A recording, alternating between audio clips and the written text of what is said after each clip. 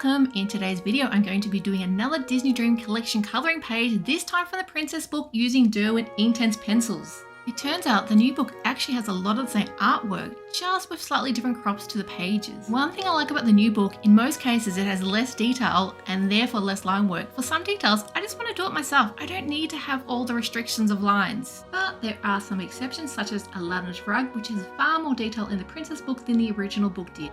And today I've decided to colour Snow White and Prince Charming. Because I don't want to destroy the pages of the book, and I do want to activate the pencils, I am using rubbing alcohol instead of the water as a test, as this won't wet the paper as much. Spoiler alert, the actual rubbing alcohol does work okay, but it definitely does not work as well as alcohol markers or a wet paintbrush. As a result, later in the piece, I do use some water on a paintbrush to fill the background areas. I found that a light amount of water on a paintbrush did not damage the book, and it activated the ink so much better. Rubbing alcohol evaporates so much faster that it actually only partially activates the ink, and this was a little disastrous for Snow White's dress when I was trying to layer it with so much colour. Unactivated pencils can also smudge into other sections, and this is not something you want. So my advice is forget the rubbing alcohol and stick with either alcohol markers, which works so much better for my experience, or just use water, making sure that there's not a lot of water on the brush. You wipe off any drips before applying to the page.